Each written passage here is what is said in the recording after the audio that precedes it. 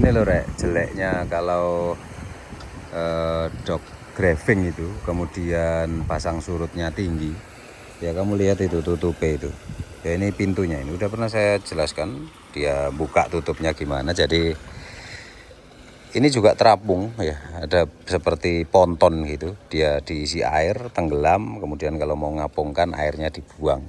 Nah itu untuk buang airnya itu, ini dibuka nih tuasnya nih. Tuh. Tuasnya ini dibuka, maka valve yang di sana itu akan terbuka kanan kiri ya. Mas Benny, kanan kiri ya, itu ada shaft juga yang ada tuas ke valve ya, valve itu kebuka, lalu airnya akan terbuang ke sini. Nah ketika terbuang nanti dia sambil dimasukkan airnya melalui mana pipanya kemarin ya, ini untuk isap yang di luar, dari luar itu ya, dari luar itu di mana ya, di bawah sana kayaknya enggak kelihatan ya, mana ya, enggak kelihatan rek endi ya, di mana dia ya, mana mas tempat ngisi air ya mas, si anu ini manhole kecil itu ya. Itu satu itu aja. Nah, satu itu aja, sana kiri kanan. Dibuka. Oh dia kiri kanan ya, dibuka ya. Nah itu ada manhole kecil itu mas, itu ya. Nah itu dibuka, nanti air masuk di sini, sambil buka itu sambil buka keran itu tadi. Jadi mungkin itu dulu lah ya, yang hitam yang gede itu dulu dibuka. Jadi ketika airnya udah permukaannya sama dengan di luar ya, di luar baru ini dibuka ya, yang keran kecil tadi itu dibuka sehingga dia buoyansinya akan membuat si ponton ini naik. Nah kenapa itu ada tambahan itu ya, mungkin untuk maintain karena perlu volume yang lebih banyak sehingga dia bisa tenggelam gitu ya. Nah itu dia ketika permukaannya sama, dia akan dibuang dan ngapung. Setelah ngapung ditarik ke sono ya, ditarik ke samping sana. Ini bisa ditarik ya, ditarik pakai, biasanya sih orang aja karena ada tali-tali. Kita lihat dari belakangnya, dan ini pompanya. Nah ini pompanya, ini untuk isap. Ini untuk ketika mau masuk itu ya, kapal baru mau masuk, sudah duduk, ini mau hisap airnya supaya bisa kering seperti ini. Ini pipa hisapnya nih. Nah untuk nariknya ini ada apa, rantai-rantai ini dipakai untuk menahan dan menarik. Kita ke belakang ya, coba saya tunjukkan di bagian belakangnya. Tapi intinya itu sudah pernah saya buatkan videonya. Cuma yang saya mau bahas di sini yaitu ketika airnya surut. Ya, kalau air surut, coba kamu lihat. Di sini dia cukup surut ya. Airnya cukup surut dan ini dangkal. Di sana tadi ada ombak itu, dia apa? Kayak ada daratan yang terkikis gitu. Nah, itu dia tarik ke sana. Ditarik ke sana. Nah kemudian kalau misalnya kita lihat ini ya, kita lihat ini airnya mungkin sekitar berapa itu. Sayang di sini tidak ada angkanya ya, tuh cuma ada garis-garis saja itu. Nah itu. Ini misalnya dia berapa itu ya? Kalau kita lihat yang dalam, coba kita balik lagi ke dalam, Pak. Kita balik lagi ke dalam ya, sambil nunggu surveyor kelas survei mesin ya, dia sudah masuk ke dalam.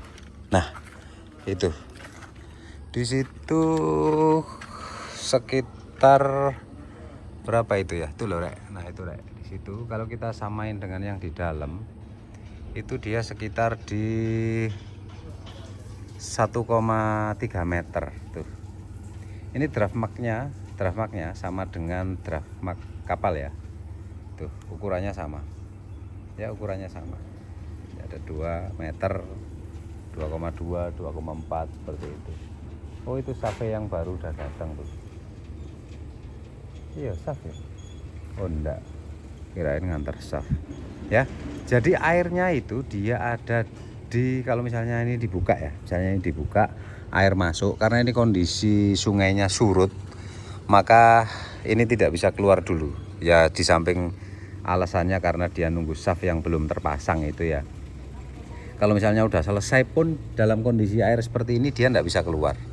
Nah sekaligus juga kita mau lihat itu ya, itu loh rek.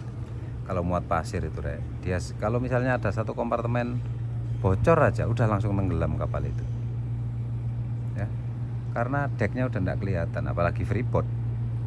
Dek aja enggak kelihatan kok. Ya cuma katanya alasannya pasir itu murah, jadi bawanya harus banyak-banyak gitu supaya untungnya agak nambah. Ya sama itu, depan belakang sama tuh. Nah, itu. Ini depannya masih kelihatan. Belakangnya udah enggak kelihatan juga tuh. Ya, belakangnya enggak kelihatan juga. Nanti kalau sampai sini saya itu, wih, disalip Rek. Disalip karo apa iki? Akra 90 jangkrik. Wih, Akra 90 Rek. Laju ya. Ya mungkin komunikasi juga. Ayo pelan-pelan Rek, pelan-pelan Rek. Saya mau mendahului dari sebelah kiri. Bolehkah mendahului dari sebelah kiri? Boleh saja. Itu Akra tuh. Laju Rek. Ya. Ya wis, ya jadi itu sama ya di belakangnya itu ya, tenggelam juga. Nah tuh, tenggelam juga, deknya enggak kelihatan, apalagi draft plimsoll gitu. Ya, Mas pasti enggak kelihatan juga. Nah, kita kembali lagi ke sini. Ketika airnya kondisinya surut seperti ini, itu kalau kita luruskan ya, dia sampai hanya di 1,2 meter. Ya, jadi dia 1,2 meter dari dasar ini airnya. Sedangkan draft kapal kosong kapal ini itu di 2,4 meter. Maka dia dijamin kandas, tidak akan bisa keluar. Apalagi di situ ada tonjolan itu ya. Ada tonjolan itu. Tonjolan itu di sekitar kalau kita lihat sana ya lurusnya ya itu di sekitar 0 meter, sorry, 0 meter itu dari sini ternyata. Di situ nolnya ya, nolnya si graving ini dia tidak berada di dasar lantai ini ya, tapi dia dari situ diukur dari tonjolan itu yang ada di situ itu. Nah kita lihat di sana itu dia nolnya di atas tuh ya, ada 0, 2, 4 itu berarti dia nolnya di situ. Nah ketika airnya dimasukkan dan syaratnya atau airnya hanya terisi 1,2 meter sedangkan draft kapal ini 2 meter lebih, maka bisa dipastikan kapal ini tidak bisa keluar. Sehingga ini biasanya keluarnya tengah malam atau mendekati pagi gitu ya, jam 2. Ya tergantung pasang surut. Kebetulan tanggal-tanggal ini atau hari-hari ini itu dia pasangnya malam. Ya, pasangnya malam, dan kalau pasang dia bisa sampai ke sono. Sampai ke sono, bahkan bisa sampai di 2,6 3 meteran kalau pasang itu. Karena ini di daerah muara ya, jadi sudah dekat dengan muara lah, makanya dia pasang surutnya itu cukup tinggi gitu. Ya. Lalu Pak, kenapa tidak didesain dia dalamnya didalami lagi? Ya itu biaya. Kalau misalnya pertimbangannya seperti itu, ya akan menambah biaya. Dan ini tentunya ya bisa juga sih dibuat, itu kan tingginya 3,4 meter aja. Misalnya kita mau tambah 2 meter gitu supaya ketika dengan kondisi air seperti ini kapal masih bisa keluar. Itu pun kita tidak bisa menghindari daerah ini adanya sedimentasi. Karena meskipun di sini dalam, tapi kalau di bagian luarnya dangkal, yo sami mawon Rek ya. Sami mawon atau podo wae gitu. Jadi tetap tidak bisa keluar. Jadi pertimbangannya dulu mungkin juga kedalaman di sekitar sini itu sudah sama dengan di sini.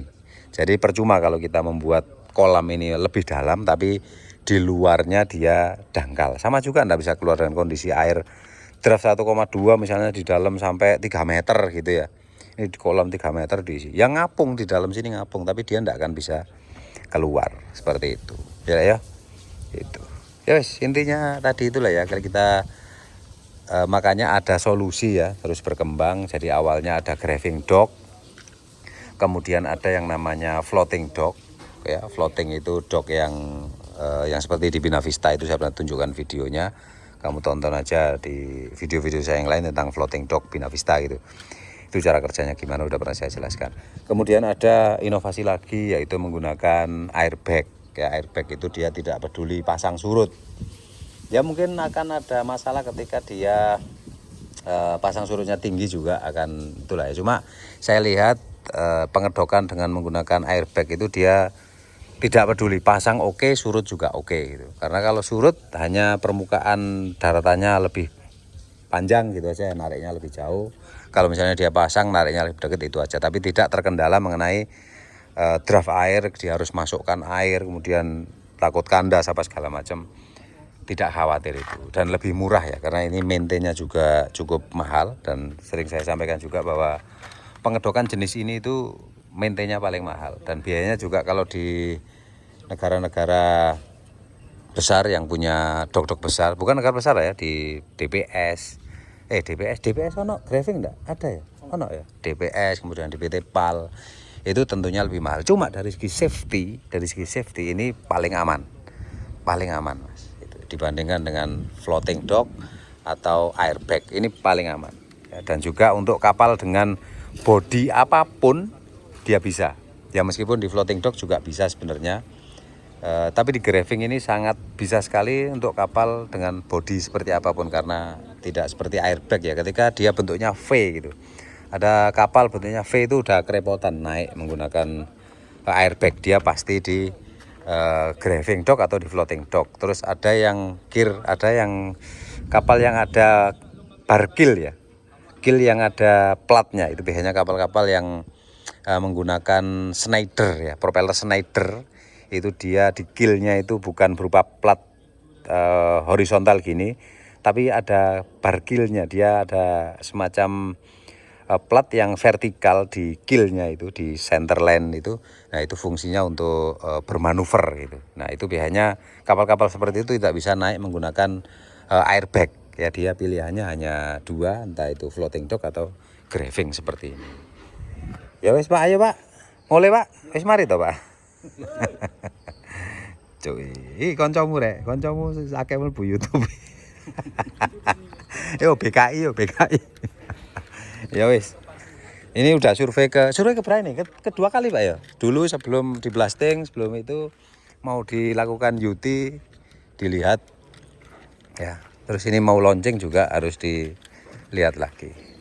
Mas Unang, kok Unang? Siapa jenengmu? Rama Pak. Rama kok Unang sih. Ya wis, gitu aja.